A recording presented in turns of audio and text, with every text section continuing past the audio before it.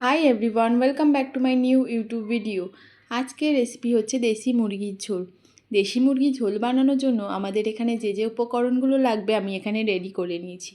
আমি এখানে পেঁপে নিয়েছি, আপনারা চাইলে পেঁপেটা স্কিপও করে দিতে পারেন।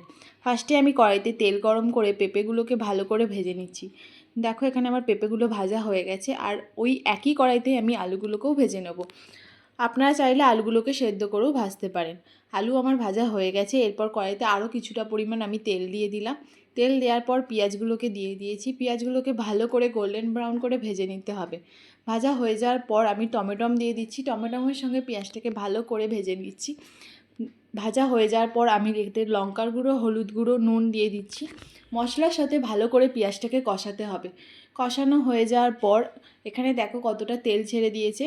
ভালো করে আমার কষানো হয়ে গেছে। এরপর আমি ওতে ধনে গুঁড়ো, জিরে গুঁড়ো আর আদা রসুন বাটা দিয়ে দিচ্ছি। আদা রসুন বাটা দেওয়ার পর আমি আবারও কষিয়ে নিচ্ছি। তারপর আমি এখানে একটু জল অ্যাড করেছি। জল অ্যাড করে দেওয়ার পর আমি ভালো করে কষিয়ে নিচ্ছি এখানে মশলার সাথে পেঁয়াজগুলোকে। কষানো আমার হয়ে গেছে। এরপর আমি দিয়ে দেবো মাংস। মাংস দেওয়ার পর আপনারা কিন্তু ফ্লেমটাকে হাই করে রাখবেন, নাহলে কিন্তু অনেকটা পরিমাণ জল বেরিয়ে যাবে। তাই জন্য আমি এখানে হাই করে ফার্স্টে কষিয়ে নিচ্ছি কিছুটা। তারপর আমি গ্যাসের ফ্লেমটাকে লো করে কষাবো। দেখো এখানে আমি ভালো করে কষিয়ে নিচ্ছি। আমার মাংসের কালারটাও চেঞ্জ হয়ে গেছে, আর কতটা পরিমাণ তেল বেরিয়েছে। যেহেতু এটা দেশি মুরগি আর স্কিন সমেত, সেই জন্য তেলটা কিন্তু এতটা পরিমাণ বেরিয়েছে। আমার এখানে ভালো করে কষানো হয়ে গেছে। এরপর আমি দিয়ে দেবো ধনেপাতা। ধনেপাতা দেওয়া হয়ে যাওয়ার পর আমি ভালো করে নাড়িয়ে নিচ্ছি। আপনারা চাইলে কড়াইতেও করতে পারেন। আমি স্টিম দেবো বলে আমি প্রেশার কুকারে ট্রান্সফার করে নিচ্ছি।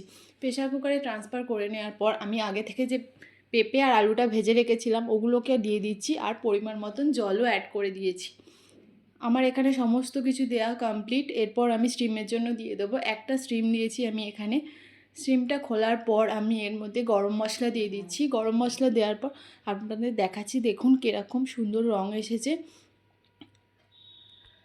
আপনারা চাইলে এরকমভাবে বাড়িতে দেশি মুরগির ঝোল বানিয়ে দেখতে পারেন। কেমন লাগলো অবশ্যই আমাকে কমেন্ট করে জানাবেন। ভালো লাগলে একটা লাইক করে দেবেন, আর সাবস্ক্রাইব করতে কিন্তু একদমই ভুলবেন না। দেখা হচ্ছে আপনাদের সাথে নেক্সট ভিডিওয়। ততক্ষণের জন্য টাটা।